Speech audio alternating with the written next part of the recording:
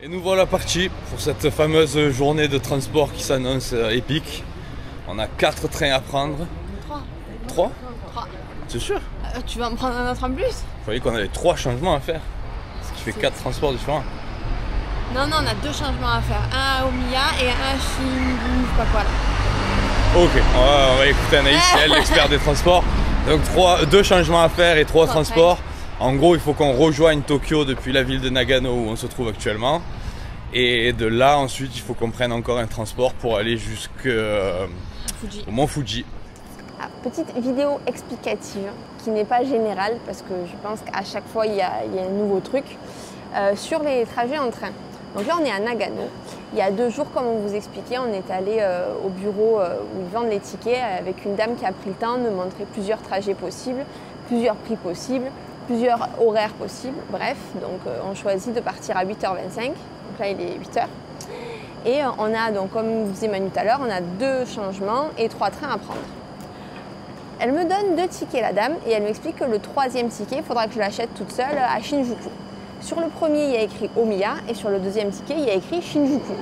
Donc là, je prends mon ticket Omiya parce que c'est la prochaine destination. Je vais voir le contrôleur, je lui dis voilà, j'ai ce ticket, est-ce que c'est bon? S'il y a plusieurs entrées.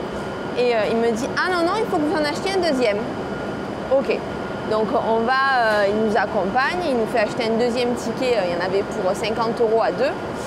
Et là, je me dis, ok, donc la dame, elle a encore fait n'importe quoi. Donc, je lui montre mon 2e ticket. Je lui dis, ok, celui-là, il est pour aller à Shinjuku. Est-ce que c'est bon? Il faut encore que j'achète quelque chose. Et là, il comprend qu'en fait, il a fait n'importe quoi.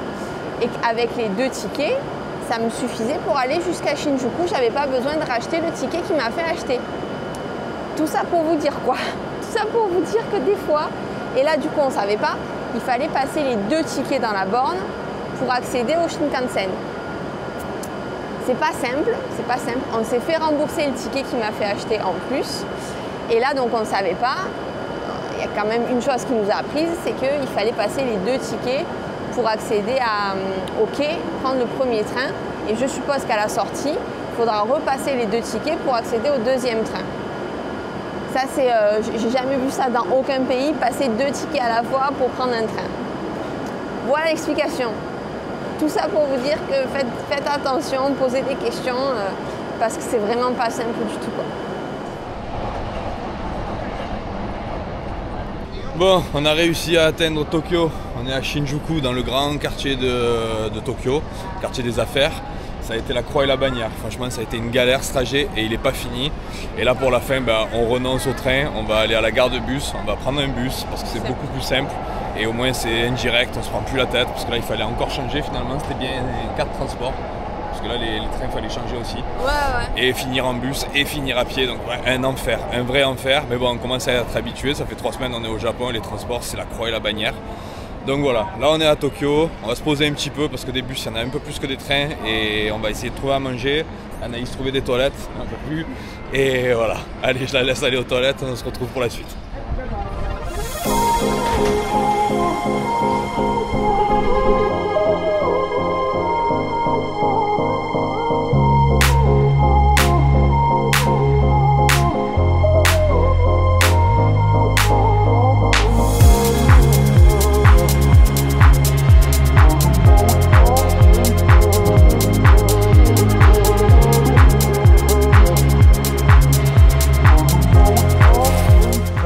Parti à 7h du matin, il est 15h et on vient d'arriver dans le village dans lequel on devait arriver.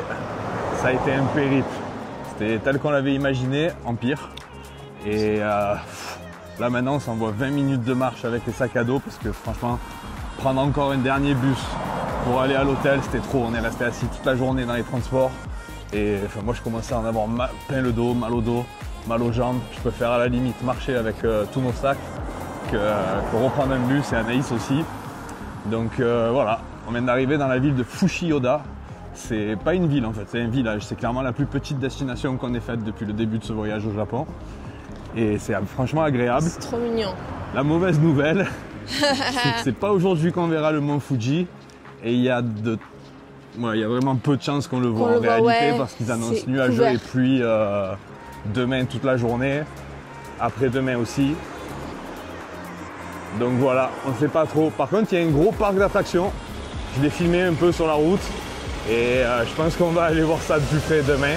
Enfin, c'est même sûr, on va y aller, je crois, parce que notre meilleure journée au Japon, clairement, depuis le début du voyage, c'est bête à dire, hein, mais c'était le parc d'attractions Universal Studios. Universal Studios, parce que c'est là où les Japonais étaient le plus débridés, étaient le plus fun et heureux de vivre et où on a partagé des moments cool. Donc, en espérant revivre une journée comme on a eu la première au début du voyage, on va sûrement y aller demain.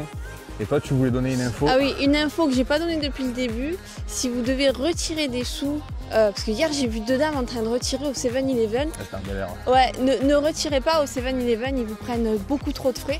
Soit vous retirez à la poste, JP Post, je crois, ou JR Post, ça s'appelle, il y en a partout. Et sinon, c'est AEON Bank, qui apparemment, il n'y a pas de frais. Moi, quand j'ai retiré à la poste, je crois qu'ils m'ont pris 220 yens pour le retrait, peu importe le montant. Donc, on vous mettra les infos des banques pas chères pour les retraits dans la description de cette vidéo. Voilà. Voilà. Bon, là, j'ai mal au bras. La caméra tu m'étonnes.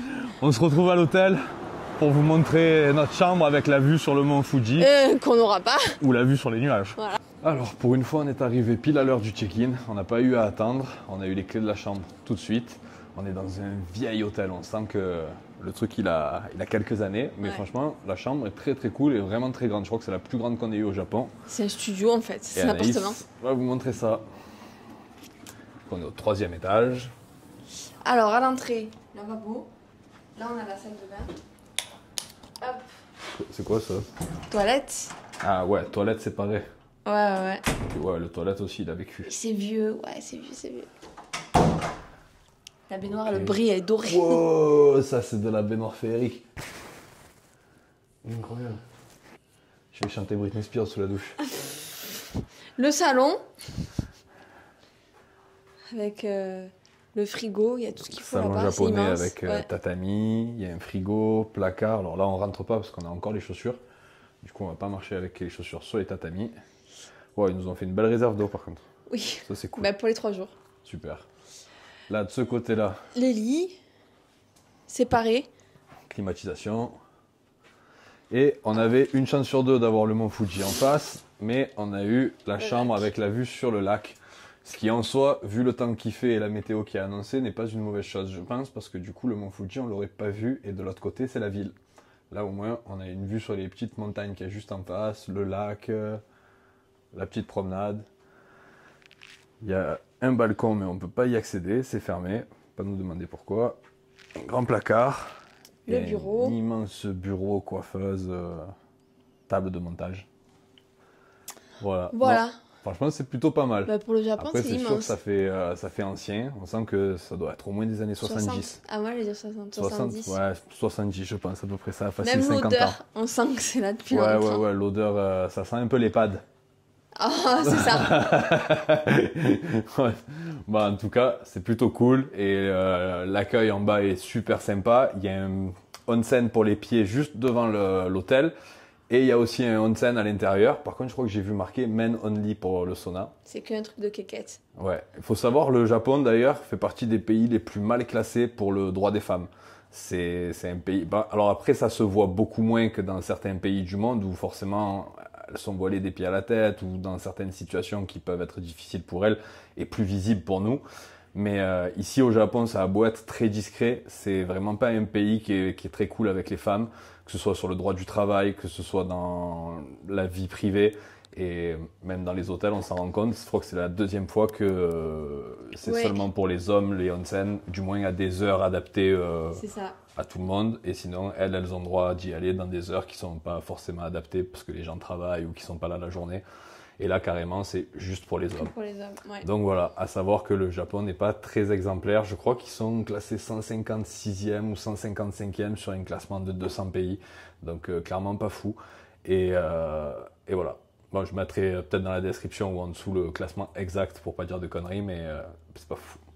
Voilà, bon, sur ce, on va se reposer un peu parce qu'on a eu une journée éreintante, alors qu'on est resté assis toute la journée, mais c'est fatigant en fait, ces transports, on n'est pas fait pour être assis. C'est fatigant et c'est stressant parce que clairement de tous les pays que j'ai pu faire et de tous les voyages que j'ai pu faire, c'est les transports les plus les plus stressants et difficiles que j'ai eu à faire.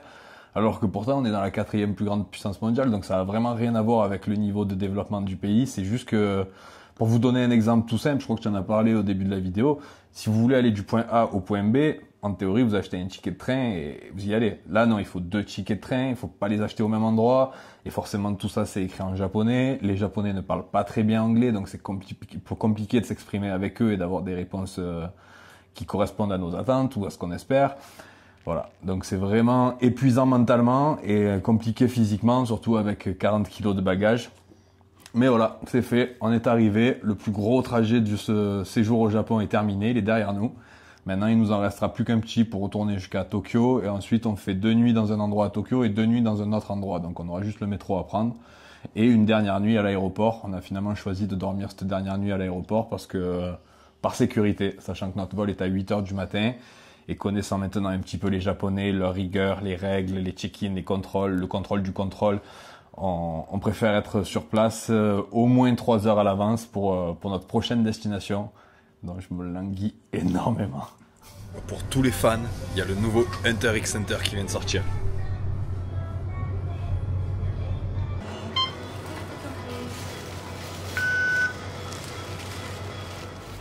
On est allé au Lawson faire des courses pour ce soir. Voilà, c'est pas reposé très longtemps au final. Ça n'a pas duré longtemps cette pause. Et comme vous le voyez, il fait très gris. Donc bon, on verra hein, peut-être. Il est là-bas derrière le mont Fuji. Il est là-bas? Ouais, là où il y a les plus gros nuages. Il y a vraiment beaucoup de nuages. Il joue son rôle d'aimant à nuages, forcément c'est une des plus hautes montagnes du Japon et donc il accroche tous les nuages. Le Japon c'est un long pays exposé aux dépressions de la mer du Japon et de l'océan Pacifique. Et en plus de ça, ils ont une chaîne de montagnes et un immense volcan qui accroche tous les nuages.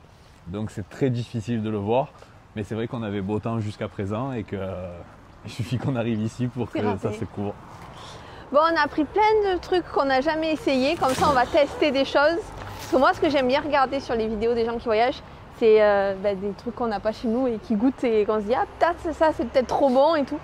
Donc voilà, on fait les cobayes ce soir. On va vous montrer ce qu'on mange, si c'est bon. En vrai, il faut dire qu'on n'a pas trop le choix non plus. Il y a 2 restaurants dans la zone. Aussi. Il y en a un, il s'appelle le Romarin d'ailleurs. Et il ouvre qu'à 18h30 et uniquement sur réservation. Mais il n'y a pas de numéro, il n'y a pas de site. Enfin, on ne sait pas comment réserver. Et puis de toute façon, on ne parle pas japonais. Donc voilà. Voilà, ça nous fait l'occasion de tester des trucs du Lawson. Bah, le petit bain des yep. Hein. Bah oui, c'est bien, c'est chaud. Ouais. Bon, je vais profiter qu'il n'y a personne pour vous expliquer comment ça marche un onsen. En fait, dans les hôtels, il y a souvent des onsen, quasiment toujours, parce que c'est très traditionnel au Japon. Donc quand on rentre, on laisse ses chaussures ici à l'entrée. Ensuite, on passe le petit rideau. Ici, on a un vestiaire dans lequel on se change, on se met tout nu. Alors souvent, il y a un truc pour masser les mollets et les pieds. C'est vraiment le top. Et ensuite, on passe dans cette pièce. Je vais regarder quand même qu'il n'y a personne avant de... C'est bon, il n'y a personne. Dans cette pièce, vous avez le bain classique. Et juste ici, vous avez de quoi vous laver. Il faut d'abord se laver avant de rentrer dans le bain. Et dans celui-là de onsen particulièrement, il y a un sauna. Et ça, c'est vraiment cool. Et en fait, vous venez, vous vous détendez ici. Hop, je suis obligé d'essuyer un peu la caméra. Vous vous détendez ici dans le bain pendant le temps que vous voulez. Et ensuite, vous sortez, vous récupérez vos affaires, petit massage. Et franchement, j'en sors et c'est le top. C'est vraiment le top. Des petits wraps, on va goûter. Là, c'est des rouleaux de printemps à la crevette. Voilà. Je crois. Une petite salade pour Manu. Ouais, je suis un mec fit. Et un hot dog pour, et un hot dog. pour le fit. Je l'avais oublié. Voilà. On va goûter, on va vous dire. Ça pique-nique. Eh ben, bon appétit. Et on se retrouve pour notre première journée autour du mont Fuji. Alors aujourd'hui, on le verra probablement pas non plus. Les nuages, ils sont encore plus bas qu'hier. On pourrait presque les toucher. C'est très gris. Mais du coup, on a décidé d'aller au parc d'attractions. On a pris nos billets d'entrée hier soir. Et pour le plus grand bonheur d'Anaïs... Ouais, j'allais dire, tu as pris nos billets parce que moi, je n'ai absolument rien fait. Pour son plus grand bonheur, il faut savoir que dans ce parc d'attractions, il y en a 2 qui sont au Guinness Book des records. Une pour son inclinaison et l'autre pour son système de vrille. Les fauteuils tournent en même temps qu'on fait la montagne russe. Et ça va être une folie, on va se régaler. Il y a une zone espace spéciale pour Naruto. Et voilà, on part en direction du parc. Il ouvre à 9 h. On a une petite vingtaine de minutes de marche jusqu'à la station de bus. Et après, on a un bus, mais même pas 10 minutes, c'est juste à côté.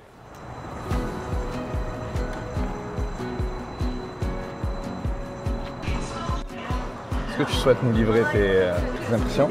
Non, j'ai peur et j'ai pas envie d'aller faire ça. On n'est pas nombreux, il n'y a que ça devant nous. Mais bon, on vient de rentrer dans le parc. On a les tickets. Et là, on est les premiers à aller sur l'attraction, donc on fait même pas la queue, c'est de la bombe.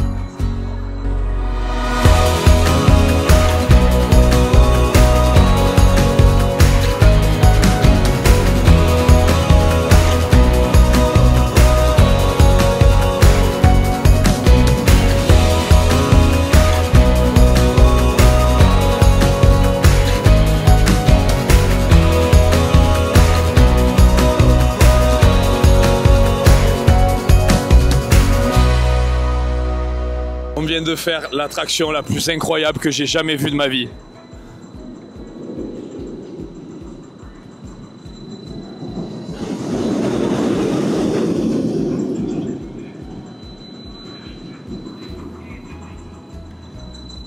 Bon, Anaïs, elle est un peu trauma, mais franchement, l'attraction, c'est normal qu'elle traumatise, elle est vraiment énorme, énervée de fou.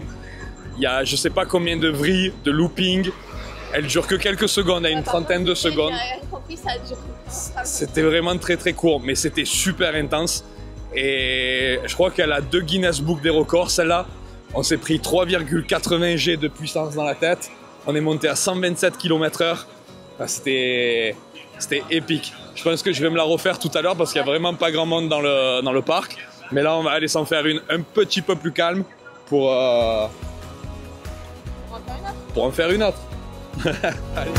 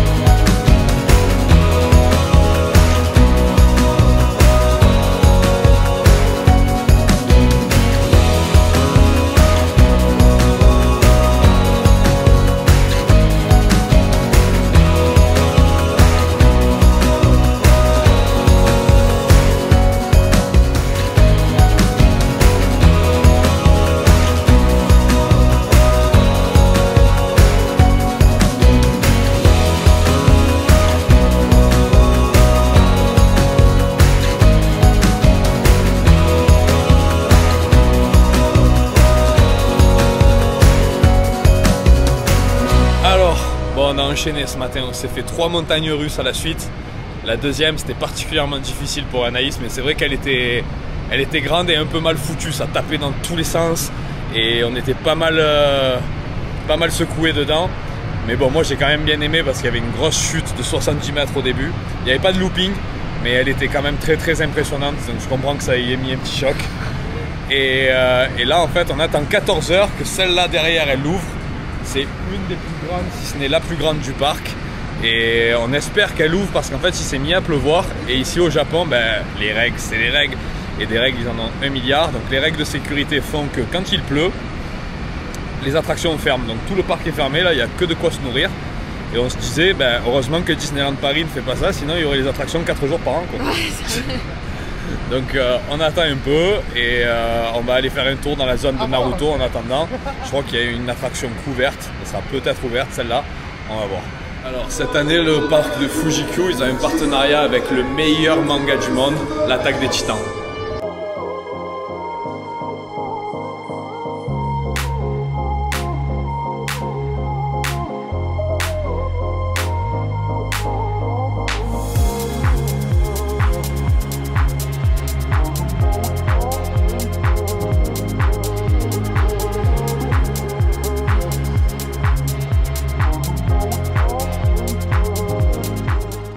Bon, eh ben ça y est, terminé, ça a été une bonne journée, franchement on est épuisé. On a fait quasiment toutes les montagnes russes, sauf une malheureusement qui était en maintenance et une des plus grosses. Du coup, je me suis refait celle du début de ce matin, celle que vous avez sûrement dû beaucoup voir en image parce que c'était la plus impressionnante. Franchement, j'ai jamais fait une attraction aussi violente par sa puissance et le nombre de fois où elle nous retournait dans tous les sens. Et toi, ça a été un peu difficile pour Anaïs, mais franchement, elle a assuré parce qu'elle a fait toutes les attractions que j'ai faites quasiment, même s'il a fallu la tirer un petit peu. Mais elle les a toutes faites et c'était beaucoup plus dur pour elle que pour moi, donc forcément, ça se salue. Merci de m'avoir accompagné dans les manèges. Avec grand plaisir. Voilà. Et du coup, on voit toujours pas le mont Fuji. C'est toujours le temps qu'on a eu en arrivant hier, très nuageux. Donc là, on s'est arrêté dans un Lawson, c'est comme un 7-Eleven, c'est exactement pareil. On s'est pris un petit café de quoi grignoter. Il est 16 h et direction l'hôtel pour aller prendre d'abord un bain de pied et après un bain de quéquette. Enfin, un onsen. Tout à fait, trop hâte. Voilà, et ça va être le meilleur de la journée, je crois. Mais surtout pour toi. Oui, après une journée comme ça, là, ça s'apprécie. Voilà, bon, on espère que vous avez kiffé les images. Je pense que ce soir, on va un peu galérer niveau nourriture parce qu'on est un peu isolé, donc on risque de remanger la même chose qu'hier. On va peut-être pas vous le montrer à chaque fois, c'est pas foufou. Par contre, demain, on a un programme assez spécial et ça risque d'être intéressant. Il est 6 h du matin. C'était pas prévu ça, vraiment pas prévu. Hier, on a dit, allez, grasse mat. On en a besoin, il n'y a pas grand chose à faire, on devait aller balader dans une forêt un peu particulière, on ira peut-être cet après-midi. Et ce matin, je me réveille à 5 h 30 du matin, je descends boire un café, fumer une cigarette devant l'hôtel. Et là, je vois quoi en face de moi? Énorme, majestueux, le mont Fuji. Donc je suis monté réveiller Anaïs et nous voilà partis à 6 h du matin pour un tour du lac, une petite heure de marche. Et on va essayer de prendre le téléphérique qui amène sur un des sommets de point de vue aussi. Et on va vous montrer ça, il est magnifique. Il est vraiment...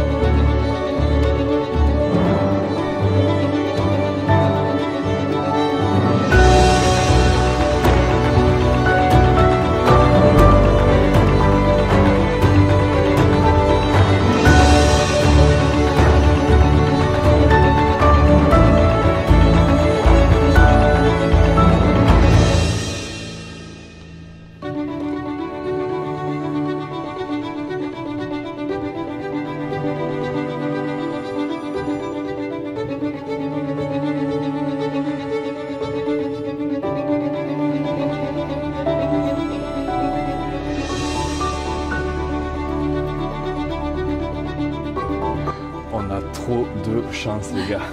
C'est vraiment un truc de fou. Depuis ce matin qu'on s'est levé, qu'on est parti faire la balade autour du lac, on a une visibilité incroyable sur le mont Fuji. Il faut savoir que vous pouvez venir ici et l'attendre 1, 2, 3 jours, une semaine parfois sans le voir. Et quand on voit la météo qu'on a eu ces 2 derniers jours, franchement on n'y croyait plus trop. Et là vraiment on a une chance, mais je suis tellement refait de pouvoir voir ça de mes yeux. Elle est magique cette montagne, c'est vraiment le plus beau volcan que j'ai vu de ma vie. Il y en a des très très beaux en Amérique du Sud, des vraiment très beaux, des actifs et tout. Mais vous demandez à un enfant de vous dessiner un volcan, même s'il ne connaît pas le Japon, s'il n'a jamais vu le mont Fuji, il vous dessinera le mont Fuji. C'est l'image du volcan qu'on a et c'est magnifique. Là on est parti faire une balade en forêt.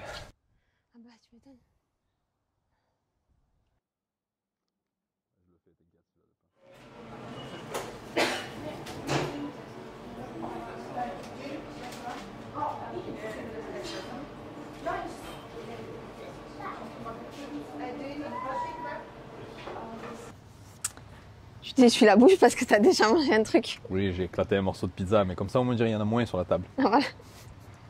On a trouvé encore une boulangerie. La boulangerie de Daniel. Daniel, il régale. Bon, allez, c'est bon, j'ai faim. Bon appétit. Ouais, bah plus. Il est 10h, c'est ça? On mange le repas de midi, ouais, mais on se lève à 5h. Kunyaman. Kunyaman. Tu comprends Kunyaman? J'ai jamais goûté Kunyaman. Tu n'as jamais goûté un Kunyaman? Non. C'est pour ça que je vais manger la plus grosse partie.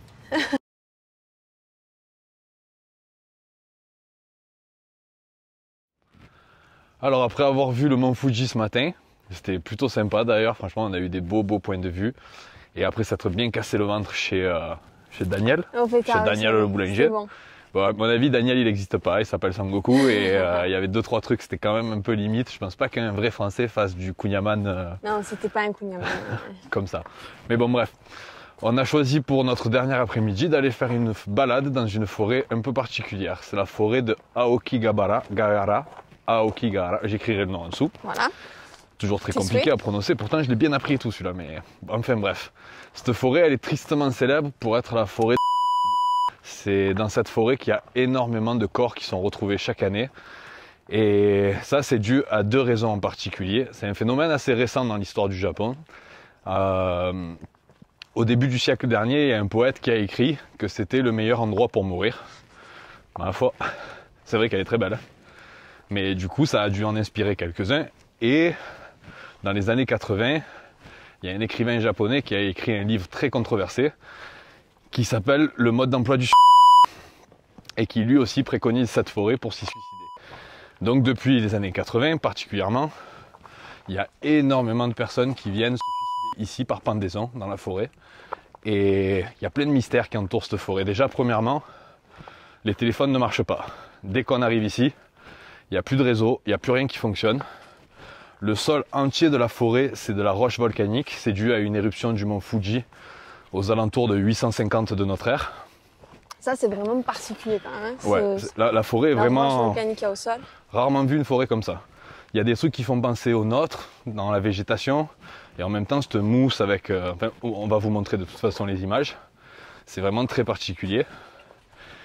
Et elle est aussi tristement célèbre parce qu'il y a un idiot de youtubeur qui était venu faire une vidéo ici, qui était tombé sur un cadavre et qui n'avait pas eu une attitude très correcte. Donc si ça vient à nous arriver, vous ne le verrez pas et on fera demi-tour en ayant prévenir les gardes forestiers. Il faut savoir qu'il y a plein de mystères également qui entourent cette forêt. Malgré le fait qu'ils aient doublé, voire triplé les effectifs de gardes forestiers, ils ne retrouvent pas toujours les corps, alors que pourtant il y a énormément de personnes qui les recherchent. Il y a des grottes cachées, dues à l'éruption volcanique. Il y a pas mal de trucs intéressants et mystérieux. Je vous laisse faire des recherches sur cette forêt. Vous tapez sur Google forêt des suicides ou forêt de le nom que vous avez vu écrit juste avant, Aokigahara. Oh là je l'ai bien dit. Et vous en apprendrez plus. Et il y a plein de champignons parce qu'on est en automne. Donc on va se régaler, on va faire plein de vidéos de champignons aussi. Et voilà, on va vous montrer un peu les images de cette forêt. Et je pense qu'on conclura aussi la vidéo ici. Enfin, vous verrez la suite à Tokyo, sauf si on n'y arrive jamais et qu'on se fait enlever par les fantômes de la forêt.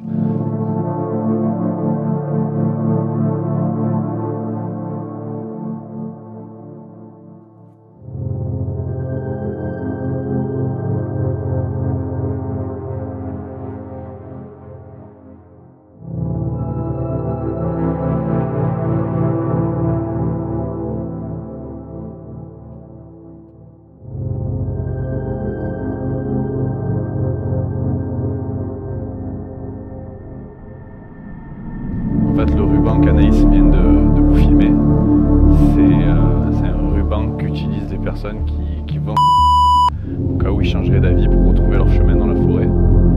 Et là, ça fait un moment qu'on marche et qu'on voit ce ruban. On voit des traces d'anciens rubans accrochés autour des arbres. Et l'ambiance, elle est vraiment particulière. C'est oppressant. C'est vraiment étrange.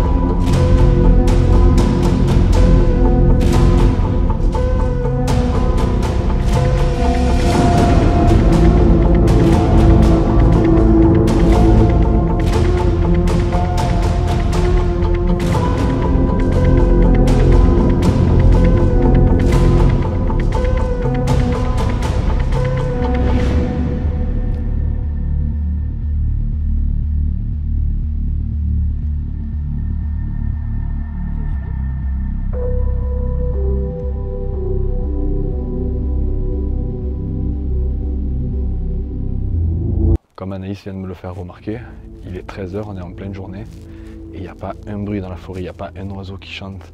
Alors que pourtant depuis le début du voyage au Japon, le moindre espace vert, il y a des corbeaux et on les entend toute la journée.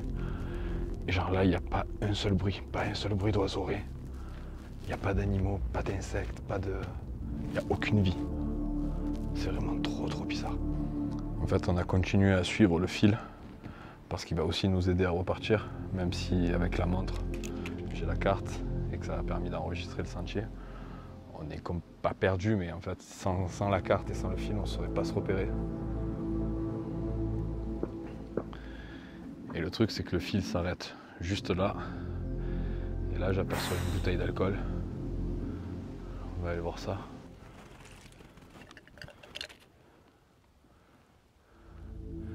C'est du saké.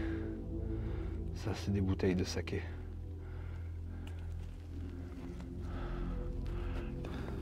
Ça n'a pas l'air d'être de l'alcool. Par contre, il y a une bonbonne de gaz. Il en reste. Et je vois que le fil repart dans cette direction ensuite. Du coup, on est revenu sur le sentier, sur celui où on ne peut pas se perdre, qui est assez bien balisé, qui est assez large. On est parti explorer là-dedans pendant une petite heure. Et franchement, c'était hyper impressionnant. Si on peut vous donner un conseil, ne le faites pas. Si vous n'avez pas une montre ou même le téléphone, évitez vraiment une montre qui sont directement connectées au satellite avec, si possible, la double bande, c'est-à-dire 2 satellites pour plus de précision. Et ne vous fiez surtout pas à la flèche de votre GPS. Juste, ça enregistre votre tracé et ensuite vous remarchez sur vos pas sans vous fier à la flèche du GPS parce qu'en fait, la roche volcanique est tellement riche en fer qu'elle démagnétise toutes les boussoles. Donc même la boussole d'une montre ou d'un téléphone ne fonctionne plus correctement ici. Donc fiez-vous uniquement à l'enregistrement de votre tracé. Ou acheter une ficelle. Ou acheter une corde, mais très longue corde du coup. Non, vraiment c'était spécial. Vraiment une grosse ambiance dans cette forêt. Et il n'y a toujours pas de bruit d'animaux. Le nord magnétique est ici, dans cette direction avec le téléphone. Et si je me fie à ma montre, le nord est dans cette direction. Carrément l'opposé.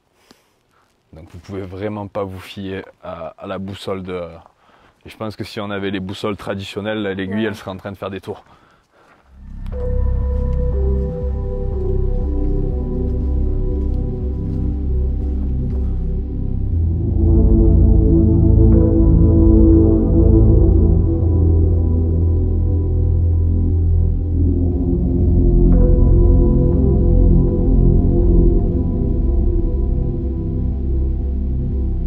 Alors, Anaïs, elle a eu un peu trop peur. Du coup, je l'ai raccompagnée sur le parking, à côté de l'entrée.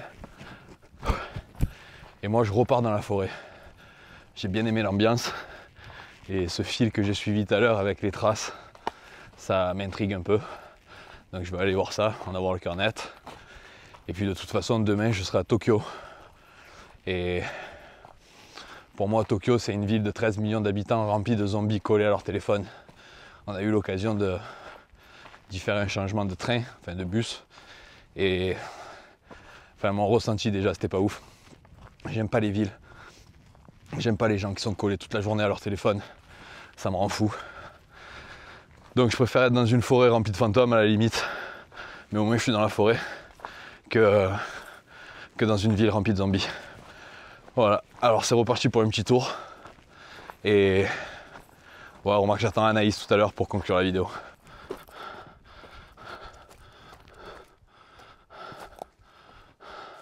Bon, au moins maintenant j'en ai le cœur net. Je suis allé jusqu'au bout, jusqu'à là où ce fil jaune me conduisait. Et il n'y a plus de traces après. Il n'y a vraiment plus aucune trace, mais au moins j'en ai le cœur net. Je pars sans regret.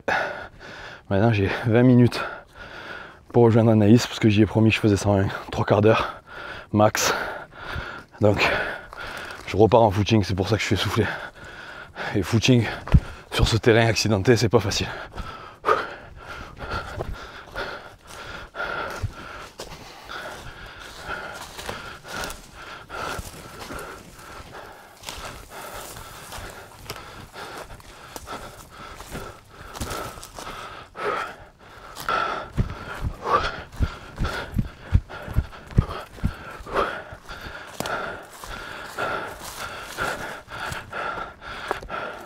suis rentré en moins de 45 minutes ou pas? Ouais, moins de 45 minutes.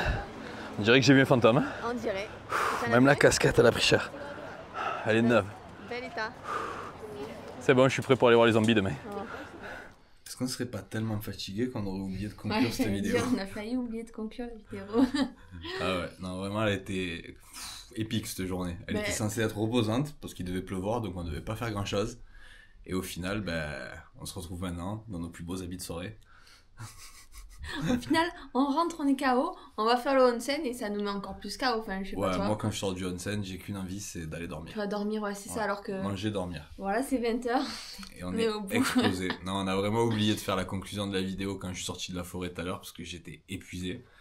Et voilà. Alors que vous dire sur le mont Fuji et ses alentours, franchement c'était cool. Ouais, la région, elle est magnifique. Elle est très très belle, elle est pas loin de Tokyo, donc peut-être pas besoin de s'attarder sur une grande ville. Après on peut pas trop vous dire, on n'y est pas encore allé, donc on sait pas.